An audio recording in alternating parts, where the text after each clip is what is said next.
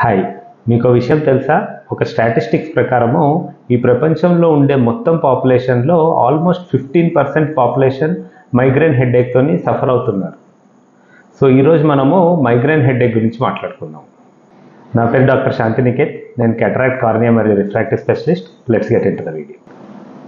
ఈ వీడియోలో మనము అసలు మైగ్రేన్ హెడేక్ అంటే ఏంటి, ఈ మైగ్రేన్ హెడేక్ ప్రీడిస్పోజింగ్ ఫ్యాక్టర్స్ అంటే మైగ్రేన్ హెడేక్ ఎవరిలో ఎక్కువ రావడానికి అవకాశం ఉంది, అలాగే మైగ్రేన్ హెడేక్కి సంబంధించిన ట్రిగరింగ్ ఫ్యాక్టర్స్ అంటే ఏం చేసినప్పుడు మైగ్రేన్ హెడేక్ ఆ పర్టికులర్ పేషెంట్స్లో ట్రిగ్గర్ అవుతుంది అని చెప్పేసి, మైగ్రేన్ హెడేక్ సిమ్టమ్స్ గురించి, అలాగే మైగ్రేన్ హెడేక్ హోమ్ రెమెడీస్ అంటే లైఫ్ స్టైల్ చేంజెస్ ఎలాంటివి పాటించాలి మైగ్రేన్ హెడేక్ వస్తున్నప్పుడు. మీరు వీడియో లాస్ట్ వరకు చూసినట్టయితే వీడియో చివరిలో మీరు మైగ్రేన్ హెడేక్ వచ్చినప్పుడు ఎప్పుడు ట్రీట్మెంట్ ప్రాపర్గా అంటే మెడికేషన్స్ తీసుకోవాలి, లేదంటే ఎప్పుడు డాక్టర్ని కన్సల్ట్ అవ్వాలి అనే దాని గురించి మాట్లాడుకుందాం. So let's get into the video. Migraine హెడేక్ని హిందీలో అర్థశూల్ అంటారు, తెలుగులో పార్శ్వపు నొప్పి అంటారు. అంటే లిటరల్ మీనింగ్ చూసుకున్నట్టయితే వన్ సైడెడ్ హెడేక్ అని అర్థం.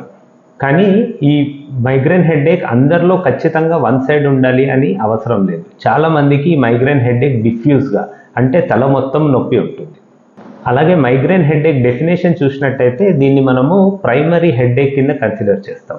అంటే ప్రైమరీ హెడేక్ అర్థం ఏంటి అంటే మైగ్రేన్లో హెడేక్ అనేది ప్రైమరీ సిమ్టమ్లా ఉంటుంది, దాంతోపాటు అసోసియేటెడ్గా డిఫరెంట్ కైండ్ ఆఫ్ సిమ్టమ్స్ ఉంటాయి. ఒక్కొక్కరిలో ఒక్కొక్క సిమ్టమ్ డిఫరెంట్ వేరీ అవుతూ ఉంటుంది, కానీ హెడేక్ మాత్రం కామన్గా అందరిలో ఉంటుంది.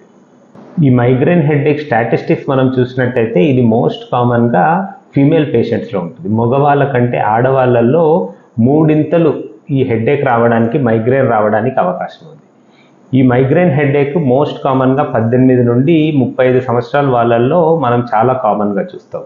చాలామంది పేషెంట్స్ ఉంటారు 35 తర్వాత కూడా ఈ హెడేక్ ఉంటుంది, కానీ మోస్ట్ కామన్గా 18 నుండి 35 సంవత్సరాల మధ్య వాళ్ళల్లో ఈ హెడేక్ కామన్గా చూస్తాం.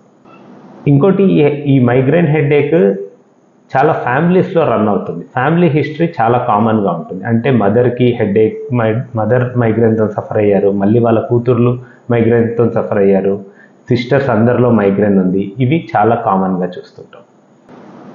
మైగ్రేన్ యొక్క ట్రిగరింగ్ ఫ్యాక్టర్స్ లేదా ఏం చేస్తే మైగ్రేన్ ఎక్కువ అవుతుందని మనం చూసినట్టయితే ఈ ట్రిగరింగ్ ఫ్యాక్టర్స్ అనేది అందరికీ కామన్గా ఉండదు. కొంతమందికి సరిగ్గా నిద్ర లేకపోవడం వల్ల, స్ట్రెస్ ఉండడం వల్ల, లేదంటే స్పెసిఫిక్గా ఏదైనా డ్రింక్ తీసుకున్నప్పుడు, కొంతమంది కాఫీ తీసుకున్నప్పుడు, లేదంటే కొంతమందికి కూల్ బ్రీజ్ అంటే చల్లటి గాలికి ఎక్స్పోజ్ అయినప్పుడు, డిమ్ లైట్లో కూర్చున్నప్పుడు, లేదంటే బ్రైట్ లైట్లో కూర్చున్నప్పుడు, లేదంటే స్పెసిఫిక్ కైండ్ ఆఫ్ ఫుడ్ ఏదైనా తిన్నప్పుడు, చాలామందికి ఏమి తినకపోతే అంటే ఎంటీ స్టమక్లో ఉండడం వల్ల కూడా ఇది ట్రిగ్గర్ అవ్వడానికి అవకాశం ఉంది. సో ఈ ట్రిగ్గరింగ్ ఫ్యాక్టర్స్ అనేది అందరికీ కామన్గా ఉండదు. మైగ్రేన్ హెడేక్ వచ్చింది అని మనం ఎలా ఐడెంటిఫై చేస్తాము అంటే, ఫస్ట్ పాయింట్ వచ్చేసి మీకు ఇందాకే చెప్పినట్టుగా ఈ మైగ్రేన్ హెడేక్ మోస్ట్ కామన్గా ఒకటే సైడ్ తలనొప్పి ఉంటుంది. ఈ మైగ్రేన్ హెడేక్ వచ్చినప్పుడు చాలామందికి తల తిప్పినప్పుడు కానీ, లేదంటే బాడీ మూమెంట్స్తో కానీ హెడేక్ అగ్రవేట్ అవ్వడానికి అవకాశం ఉంటుంది. చాలామందికి బ్రైట్ లైట్ చూస్తే లేదంటే ఒక కాన్స్టెంట్గా దేనిపైన ఫోకస్ చేస్తే ఈ హెడేక్ ఎక్కువ అవ్వడానికి అవకాశం ఉంటుంది. కొంతమందికి హెవీ సౌండ్స్ విన్నప్పుడు కూడా ఇది అగ్రవేట్ అవ్వడానికి అవకాశం ఉంటుంది.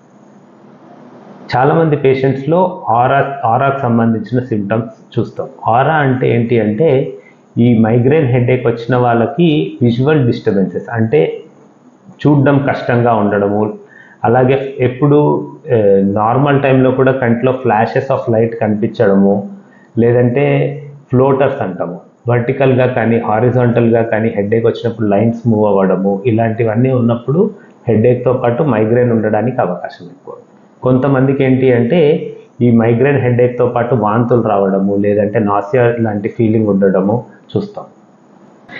ఈ మైగ్రేన్ వచ్చినప్పుడు మీరు డాక్టర్ని కన్సల్ట్ అయినప్పుడు కూడా, డాక్టర్ని కన్సల్ట్ అయ్యాక యూజువల్గా డాక్టర్ చేసే ఎగ్జామినేషన్స్లో కానీ, లేకపోతే ల్యాబ్ టెస్ట్లో కానీ, లేదంటే రేడియోలాజికల్ ఇన్వెస్టిగేషన్స్లో కానీ అన్నీ కూడా నార్మల్గా ఉంటాయి. సో ఇది మైగ్రేన్ యొక్క లక్షణాలు. ఈ మైగ్రేన్ వచ్చినప్పుడు ఏం చేయాలి అంటే, ఈ మైగ్రేన్ ఫ్రీక్వెంట్గా వస్తున్న వాళ్ళు ఏం చేయాలి అంటే, ఇందాక మనం చెప్పుకున్నట్టుగా డిఫరెంట్ పీపుల్కి different kind of triggering factors ఉంటాయి. మీకు ఎటువంటి ట్రిగ్గరింగ్ ఫ్యాక్టర్స్ ఉన్నాయో మీరు అది గమనించి దాన్ని అవాయిడ్ చేయడం ఫస్ట్ ఇంపార్టెంట్. సెకండ్ వచ్చేసి మీకు కామన్గా ఉండే స్ట్రెస్ని అవాయిడ్ చేయండి. థర్డ్ వచ్చేసి ప్రాపర్గా గుడ్ స్లీప్ అంటే ప్రాపర్గా నిద్రపోవడం చాలా అవసరం. ఇవి కాకుండా లైఫ్ స్టైల్ చేంజెస్ కూడా చాలా ఇంపార్టెంట్.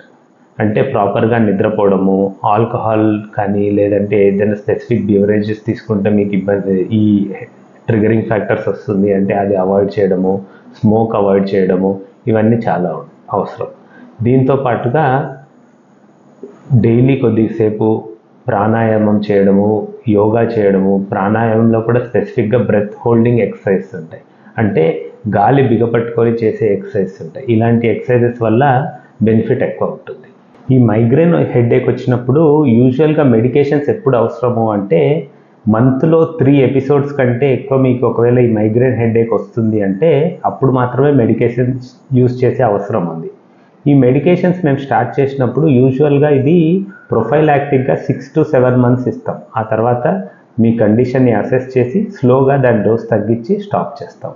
మీకు మైగ్రేన్కి సంబంధించి లేదంటే కంటికి సంబంధించి ఎటువంటి డౌట్స్ ఉన్నా కూడా కింద కమెంట్స్లో రాయండి. లేదంటే మీకు ఏదన్నా టాపిక్ గురించి స్పెసిఫిక్గా తెలుసుకోవాలని ఉంటే దాని గురించి కింద మెన్షన్ చేయండి. మేము దాని గురించి ఖచ్చితంగా వీడియో తీస్తాం. Thank you.